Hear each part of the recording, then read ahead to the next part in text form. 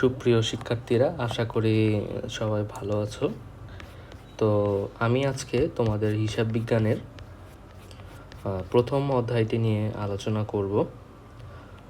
মূলত আমি 1 থেকে 12 অধ্যায় যতগুলো আছে সবগুলো নিয়েই বিস্তারিত একটা প্লেলিস্ট থাকবে, যেদিকে যদি তোমরা আমার কথাগুলো ঠিকভাবে শোনো এবং ক্লাসগুলো নিয়মিত ফলো করো, তাহলে তোমাদের কোনো টিউটর লাগবে না, প্লাস তোমরা বোর্ড এক্সামগুলোতেও ভালো করতে পারবে, পাশাপাশি তোমরা স্কুলের এক্সামগুলোতেও একটা ভালো পজিশন হোল্ড করতে পারবে। তো আজকে আমরা প্রথম অধ্যায় নিয়ে আলোচনা করব। তার আগে আমার পরিচয় দিই। আমার নাম দেবজিৎ। আমি ঢাকা ইউনিভার্সিটির অ্যাকাউন্টিং ডিপার্টমেন্টে অধ্যয়নরত আছি। তো আজকে আমি তোমাদের এই ক্লাসটা নিব। তো একটা অধ্যায় শুরু করার আগে আমাদের প্রথমে জানতে হয় যে অধ্যায়টা কিসের জন্য ইম্পর্টেন্ট। তো আমাদের নিশ্চয়ই তোমরা অবগত আছো যে আমাদের দুইটা পার্ট আছে, একটা হচ্ছে এমসিকিউ পার্ট, একটা হচ্ছে আমাদের সিকিউ পার্ট। তো যদি কোয়েশ্চেন করা হয় যে প্রথম অধ্যায়টা কিসের জন্য ইম্পর্টেন্ট বেশি, তাহলে আমি বলবো যে এদিক থেকে সিকিউ হয় না, কারণ এটা একটু থিওরিমূলক। এদিক থেকে শুধু এমসিকিউ আমাদের পড়তে হবে। তো আরেকটা কোয়েশ্চেন হতে পারে যে এমসিকিউ তো পড়বো, তো জাস্ট পড়ে গেলে তো হয় না, আমাদের বুঝে বুঝে পড়তে হবে যে কোনগুলো আমাদের এমসিকিউর জন্য ইম্পর্টেন্ট, কোনগুলো পরীক্ষায় আসার মতো। তো এই জিনিসগুলোই আমি আপনাদের দেখিয়ে দিব, যেন আপনারা শর্ট করতে পারেন যে এগুলোই আসবে, এগুলো বারবার রিভাইজ দিবেন। ঠিক আছে? আচ্ছা, এদিকে দেখেন অনেক কিছু লেখা আছে। আমি একটা লাইন দাগিয়ে রেখেছি এদিকে, যে হিসাব বিজ্ঞান হচ্ছে একটি প্রক্রিয়া যেখানে সংঘটিত আর্থিক ঘটনাসমূহের সামগ্রিক প্রভাব এবং ফলাফল নির্ণয়ের পদ্ধতি ও কৌশল আলোচনা করা হয়।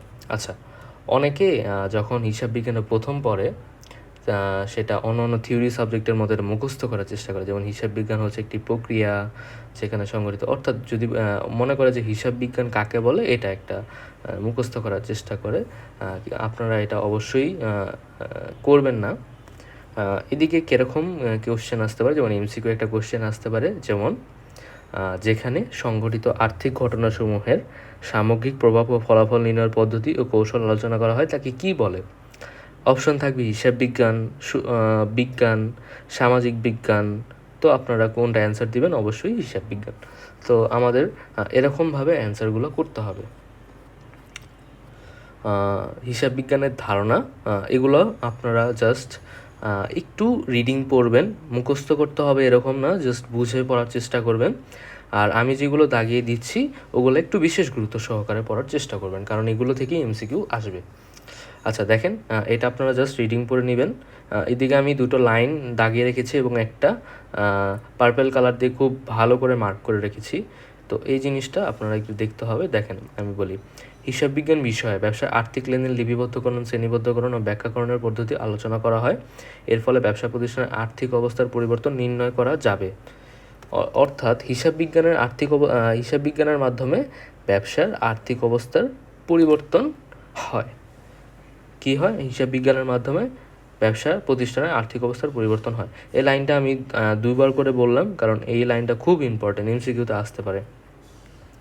আচ্ছা, যদি আপনাদের এই হিসাব বিজ্ঞানের উদ্দেশ্য ও প্রয়োজনীয়তা সম্পর্কে বলে, আবারও বলছি যে এরকম কোনো কোয়েশ্চেন আসার সুযোগ নেই যে হিসাব বিজ্ঞানের উদ্দেশ্য ও প্রয়োজনীয়তা সম্পর্কে লিখো, তাই এটা ওভাবে পড়ার দরকার নেই, জাস্ট আপনারা রিডিং পড়বেন, তাহলেই হবে। আর এদিকে দেখেন, আমি 2 নাম্বার এটা খুব মার্ক করে রেখেছি পার্পেল কালার মার্কার দিয়ে, এবং স্টার দিয়ে রেখেছি 2টা। তো এদিকে এই লাইনটা খুব ইম্পর্টেন্ট।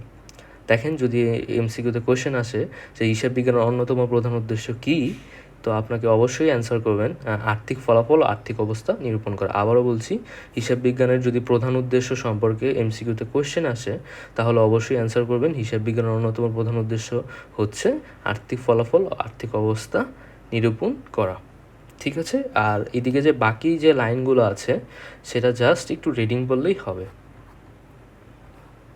আচ্ছা, হিসাব বিজ্ঞানের উৎপত্তি ও ক্রমবিকাশ, এদিক থেকে অনেক অনেক দেখেন, আমি এদিকে লিখে রেখেছি যে এমসিকিউ, অর্থাৎ এদিক থেকে অনেক অনেক এমসিকিউ আসে। তো এটা একটু ভালো করে পড়ার চেষ্টা করবেন। এর মধ্যে যদি স্পেসিফিকলি বুঝতে হয় এগুলো জাস্ট রিডিং পড়বেন। আর এই যে আপনার 1494 খ্রিস্টাব্দে লুকা প্যাসিওলি নামে একজন ইতালীয় গণিতবিদ যে ছিলেন, তিনি সুমা ডি অ্যারিথমেটিকা জিওমেট্রিয়া প্রপোর্শনেট লিটা নামে একটি গ্রন্থ লেখেন এবং এতে হিসাব রক্ষণের মূলনীতি অর্থাৎ দুতরফা দাখিলা পদ্ধতি ব্যাখ্যা করা হয়। আচ্ছা, তো এদিকে কীরকম কোয়েশ্চেন আসতে পারে, এদিকে আমি ইম্পর্টেন্টগুলো দাগিয়ে দিচ্ছি। যেমন কত খ্রিস্টাব্দে হয়? 1494 খ্রিস্টাব্দে। কে লিখেন এই গ্রন্থটা? লিখেন হলো লুকা প্যাসিওলি। তিনি কোন দেশের নাগরিক ছিলেন? ইতালীয়। তিনি কি ছিলেন? গণিতবিদ। গ্রন্থটার নাম কি? সুমা দি অ্যারিথমেটিকা জিওমেট্রিয়া প্রপোর্শনেট লিটা। এদিকে একটু বিষয় আপনাদের গুরুত্ব দেওয়ার দিক রয়েছে। এদিকে হলো সুমা দি অ্যারিথমেটিকা জিওমেট্রিয়া প্রপোর্শনেট লিটা। এটা আপনারা খাতায় সুন্দর করে লিখে ফেলবেন। লিখে বানানগুলোর দিকে খুব গুরুত্ব সহকারে দেখতে হবে। কারণ কি, এদিকে বানানগুলো অনেক সময় এরকম হয়, যেমন এই দিকে মেটিকা দিয়ে এদিকে ধিকিকার দিয়ে দিল, তা আপনি তো এটা বুঝতে পারবেন না। যার কারণে আপনি এটা খুব সুন্দর করে খাতায় লিখবেন, খাতায় লিখে সুন্দরভাবে মুখস্থ করে ফেলবেন, ঠিক আছে? আর এটা এদিকে কি বলা হয়েছে? হিসাব বিজ্ঞানের মূলনীতি দুতরফা দাখিলা পদ্ধতি। আচ্ছা, দুতরফা দাখিলা পদ্ধতি কি সেটা আমরা আপনি আপাতত জেনে রাখেন যে দুতরফা দাখিলা পদ্ধতি মানে দুটা পক্ষ থাকবে আর কি। দুই মানে কি? দুই এদিকে বলেছে দুতরফা অর্থাৎ দুই মানে কি? দুইটা। তাহলে দুতরফা দাখিলার মানে হলো দুটা পক্ষ থাকে এরকম একটা দাখিলা, ঠিক আছে? এটা সম্পর্কে আমরা বিস্তারিত পরের অধ্যায়গুলো থেকে জানবো। তাই আপনি জাস্ট এটা খুব ইম্পর্টেন্ট, মোস্ট ইম্পর্টেন্ট, এদিক থেকে অনেক এমসিকিউ কোয়েশ্চেন আসে। আচ্ছা, এদিকে আপনার হিসাব তথ্যের ব্যবহারকারী এটা মোস্ট ইম্পর্টেন্ট। দেখেন এদিকেও দুটো স্টার্ট দিয়ে রেখেছি, অর্থাৎ এদিক থেকে কোয়েশ্চেন আসে এমসিকিউতে। যেমন কোয়েশ্চেন আসে, দেখেন এদিকে আমি একটা কোয়েশ্চেন দিয়ে রেখেছি, নিচের কোনটি হিসাব তথ্যের অভ্যন্তরীণ ব্যবহারকারী? দেখেন এদিকে মালিক ও ব্যবস্থাপক দেওয়া আছে, ঋণদানকারী দেওয়া আছে, সরকার দেওয়া আছে, শেয়ার হোল্ডার দেওয়া আছে। অ্যান্সার হবে হলো মালিক ও ব্যবস্থাপক, ঠিক আছে? এরকম কোয়েশ্চেন আসবে আপনার। এদিকে দেখেন আরেকটা লাইন আমি খুব সুন্দর করে পার্পেল কালার দিয়ে দাগে রেখেছি, যে হিসাব বিজ্ঞানকে একটি তথ্য ব্যবস্থা অর্থাৎ ইনফরমেশন সিস্টেম নামে অবহিত করা হয়। কি করা হয়? হিসাব বিজ্ঞানকে একটি তথ্য ব্যবস্থা নামে অবহিত করা হয়। এটা কিন্তু খুব ইম্পর্টেন্ট, এটা মাথায় রাখবেন। হিসাব বিজ্ঞানকে কী বলা হয়? তথ্য ব্যবস্থা নামে অবহিত করা হয়। আচ্ছা, দেখেন এদিকে অভ্যন্তরীণ ব্যবহারকারী কয়টা আছে? মাত্র একটা আছে, মালিক ও ব্যবস্থাপক। আর বাহ্যিক ব্যবহারকারী কয়টা আছে? বাহ্যিক ব্যবহারকারী আছে আপনার চারটা। এই অভ্যন্তরীণ ব্যবহারকারী একটা ও বাহ্যিক ব্যবহারকারী চারটা। খুব সুন্দর করে আপনার খাতায় লিখে ফেলবেন অথবা মুখস্থ করে ফেলবেন, ঠিক আছে? যেমন আপনাকে যদি কোয়েশ্চেন করা হয় যে অভ্যন্তরীণ ব্যবহারকারীর নিচের কোনটি, যেমন আমি এদিকে একটা প্রশ্ন দিয়েছি, তো দেখেন এদিকে ঋণদানকারী, সরকার, শেয়ার হোল্ডার এগুলো সবই বাহ্যিক পক্ষ। একমাত্র অভ্যন্তরীণ পক্ষ কি? মালিক ও ব্যবস্থাপক। আবার যদি কোয়েশ্চেন করা হয় যে নিচের কোনটি বাহ্যিক ব্যবহারকারী নয়, এরকম কোয়েশ্চেন করা হয়, যেমন আমি যদি বলি এদিকে ঋণদানকারী, সরকার, পাওনাদার অপশনে দেওয়া আছে, আরেকটা দেওয়া আছে মালিক ও ব্যবস্থাপক, কোনটা অ্যান্সার করবেন? মালিক ও ব্যবস্থাপক, ঠিক আছে? তো এই বিষয়গুলো জাস্ট আপনি দুইটাই মনে রাখবেন যাতে আপনাদের এমসিকিউ সলভ করতে প্রবলেম না হয়, ঠিক আছে? এটা মোস্ট ইম্পর্টেন্ট। এগুলো একটু গুরুত্ব সহকারে দেখার চেষ্টা করবেন।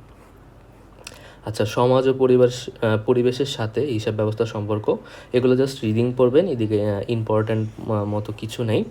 মূল্যবোধ সৃষ্টিতে ও জবাবদিহিতা প্রক্রিয়া হিসাব বিজ্ঞানের ভূমিকা, এদিকেও আপনারা জাস্ট একটু রিডিং পড়বেন, তাহলেই হবে। আচ্ছা, এই জবাবদিহিতা হিসাব বিজ্ঞান, এদিকে একটু দেখার বিষয় আছে। আচ্ছা, হিসাব বিজ্ঞান কার কার কাছে জবাবদিহি করে? মূলত তিনটি ক্ষেত্রে হিসাব বিজ্ঞান জবাবদিহিতা সুনিশ্চিত করে। সেক্ষেত্রে হলো ফার্স্ট অফ অল ব্যবসা প্রতিষ্ঠানের অভ্যন্তরীণ জবাবদিহিতা করতে হয়, মালিক, ঋণদাতা ও বিনিয়োগকারীদের নিকট জবাবদিহিতা করতে হয়, সরকারের নিকট জবাবদিহিতা করতে হয়। অর্থাৎ আপনি জাস্ট একটু মনে রাখবেন যে কার কার কাছে জবাবদিহিতা করে। ভিতরের আলোচনা কী আছে জাস্ট আপনারা পড়বেন, মনে রাখার দরকার নেই। সেমভাবে এদিকের ক্ষেত্রে আমি বলবো, এদিকে মালিক ও ব্যবস্থাপকে জাস্ট ভিতরে একটু পড়বেন, একটু বোঝার চেষ্টা করবেন। এগুলো মনে রাখার দরকার নেই, যেগুলো দাগ দিয়ে দিলাম এগুলো মনে রাখার দরকার নেই, ঠিক আছে? এই সেম ক্ষেত্রে সেম কথা এদিকেও প্রযোজ্য। অর্থাৎ এদিকে ভিতরে জাস্ট আপনি আলোচনা করে একটু দেখবেন রিডিং পড়ে যে বুঝতে পারছেন কি না। কিন্তু আপনারা এই হেডিংগুলো, যেমন ঋণ প্রদানকারী, সরকার, পাওনাদার, কর্মচারী, এগুলো একটু খুব গুরুত্ব সহকারে মনে রাখার চেষ্টা করবেন, ঠিক আছে? দেখেন ক্লাস বলতে বলতে ক্লাস শেষ হয়ে গেল প্রথম অধ্যায়টা। অধ্যায়টা খুব ছোট, আপনারা অনেকেই খুব অবহেলা করে, কিন্তু এদিক থেকে খুব গুরুত্বপূর্ণ এমসিকিউ আসে, তাই আমাদের অধ্যায়টা খুব ভালোভাবে দেখতে হবে। আচ্ছা, বহু নির্বাচনী প্রশ্নের ক্ষেত্রে দেখেন, আমি প্রথমটা অ্যান্সারগুলো আমি একটু রিমুভ করে দিই, তাহলে আপনাদের বুঝতে সুবিধা হবে। এটা রাখি, ঠিক আছে। দেখেন, আমরা এখন এমসিকিউগুলো যখন প্র্যাকটিস করবো আমরা ইজিলি পেরে যাব। দেখেন হিসাব বিজ্ঞান কি, এদিকে কোয়েশ্চেনে এমসিকিউ এসেছে। আর একটা বিষয়, বোর্ডের এমসিকিউগুলো কিন্তু এই বহু নির্বাচনী প্রশ্নগুলো কখনোই ইগনোর করবে না, সবসময় অ্যান্সারগুলো দাগিয়ে রাখবেন বইতে এবং মনে রাখার চেষ্টা করবেন, কারণ এগুলো থেকে অনেক সময় হুবহু বোর্ডে তুলে দেয়। আচ্ছা, হিসাব বিজ্ঞান কি আপনারা দেখেন, চেষ্টা করেন, পারবেন। দেখেন, সমাজে একে অন্যের সাথে সম্পর্ক না, পণ্য ক্রয় বিক্রয়ের হিসাব রাখেন না, উৎপাদন ব্যবস্থা আলোচনা করে না। দেখেন, আমরা প্রথমে একটা লাইন পড়েছিলাম না যে আর্থিক অবস্থা ও ফলাফল, মনে আছে? তাহলে এটার অ্যান্সার কী হবে? হিসাব বিজ্ঞান একটি প্রতিষ্ঠানের আর্থিক অবস্থা ও ফলাফল নিরূপণ করে। যদি আপনার মনে হয় যে এটা না আরেকটা হবে, তাহলে আমি আবার যাচ্ছি, বা আপনারা ভিডিও টেনেও দেখতে পারেন যে আমি প্রথমেও কিন্তু আপনাদের এই দেখেন, হিসাব বিজ্ঞান হচ্ছে একটি প্রক্রিয়া যেখানে আর্থিক ঘটনার সামগ্রিক প্রভাব এবং ফলাফল নির্ণয়ের পদ্ধতি কৌশল আলোচনা করা হয়। অর্থাৎ প্রথমেই কিন্তু আমরা এই জিনিসটা আলোচনা করেছি। এরকমভাবে সবগুলো এমসিকিউ আপনি কোনো না কোনোভাবে রিলেট করতে পারবেন। আচ্ছা, কিসে ব্যবসা প্রতিষ্ঠানের কাঙ্ক্ষিত ফলাফল অর্জন সম্ভব? দেখেন, এটার জন্য কিন্তু আমাদের বই পড়তে হবে এরকম না, আপনারা নর্মাল কমন সেন্স দিয়ে আপনারা অ্যান্সার করতে পারেন। সম্পদ ক্রয়ের ফলে কখনোই না, প্যান নিয়ন্ত্রণের মধ্যে কখনোই না, সঠিক সিদ্ধান্ত নিলে অবশ্যই। তো সঠিক সিদ্ধান্ত নেওয়ার মাধ্যমেই তো ব্যবসার কাঙ্ক্ষিত ফলাফল অর্জন সম্ভব। দেখেন, আমি এই যে একটা কোয়েশ্চেন করেছিলাম, সেম হুবহু ওই টাইপের কোয়েশ্চেন। একটি ব্যবসা হিসাব তথ্যের অভ্যন্তরীণ ব্যবহারকারী কোনগুলো? মালিক কি অভ্যন্তরীণ ব্যবহারকারী? ব্যবস্থাপক অভ্যন্তরীণ ব্যবহারকারী। ঋণ প্রদানকারী অবস্থান ব্যবহারকারী? অবশ্যই না, এটা কি বাহ্যিক ব্যবহারকারী। তাহলে আমাদের অ্যান্সার কী হবে? 1 ও 2। বিজ্ঞান ও প্রযুক্তি। আচ্ছা দেখেন, এই কোয়েশ্চেনটাও আমাদের কমন সেন্স দিয়ে আমরা অ্যান্সার করতে পারি, আমাদের ভিতরে আলোচনা করার দরকার নেই। দেখেন, বিজ্ঞান ও প্রযুক্তি কখনো হিসাব রক্ষণকে সংকুচিত করে? অবশ্যই না। প্রতিরোধ করে না, বরং উল্টো গতি বৃদ্ধি করে। হিসাব রক্ষণকে ব্যয়বহুল করে? অবশ্যই না, ব্যয়বহুল করে, তবে তার সুবিধা ব্যয়ের থেকে বেশি হয় অবশ্যই। তাহলে বিজ্ঞান ও প্রযুক্তি কী করে? হিসাব রক্ষণের উন্নতি ঘটায়। এটা কিন্তু আপনারা ওই ভিতরের আলোচনা না করলেও পারবেন। হিসাব বিজ্ঞানকে কী নামে অভিহিত করা হয়? দেখেন তো এইদিকে, কিছুক্ষণ আগে আমরা পড়েছি, হিসাব ব্যবস্থা, নিরীক্ষা ব্যবস্থা, তথ্য ব্যবস্থা, নাকি বিবরণী ব্যবস্থা? আমরা কিন্তু মাত্র দেখে এসেছি যে হিসাব বিজ্ঞানকে কী বলা হয়? তথ্য ব্যবস্থা বা ইনফরমেশন সিস্টেম নামে অবহিত করা। তাহলে এদিকে অ্যান্সার কী হবে? তথ্য ব্যবস্থা। কখনোই হিসাব ব্যবস্থা দিয়ে ভুল করবেন না, সতর্কবার্তা বলে দিলাম আগে থেকেই। তথ্য ব্যবস্থা দিবেন অথবা ইনফরমেশন সিস্টেম বলবেন। হিসাব তথ্যের বাহ্যিক ব্যবহারকারী কি? কে? মালিক কি অভ্যন্তরীণ ব্যবহারকারী? ব্যবস্থাপক কি অভ্যন্তরীণ ব্যবহারকারী? অভ্যন্তরীণ নিরীক্ষক কি? এটা কিন্তু আমরা ওদিকে পাইনি, কিন্তু আমরা কর্মচারী ও কর্মকর্তা কিন্তু পেয়েছিলাম বাহ্যিক ব্যবহারকারীতে। তাহলে আমাদের অ্যান্সার কী হবে? বাহ্যিক ব্যবহারকারী যেহেতু কর্মকর্তা কর্মচারী, আমরা বাহ্যিক ব্যবহারকারী কী পেয়েছিলাম? ঋণ প্রদানকারী, সরকার, পাওনাদার, কর্মচারী, কর্মকর্তা, 4টা আছে। আর অভ্যন্তরীণ ব্যবহারকারী মালিক ও ব্যবস্থাপক। যেহেতু অভ্যন্তরীণ ব্যবহার এদিকে বাহ্যিক ব্যবহারকারী চেয়েছে, তাহলে অভ্যন্তরীণ ব্যবহারকারী অবশ্যই হবে না।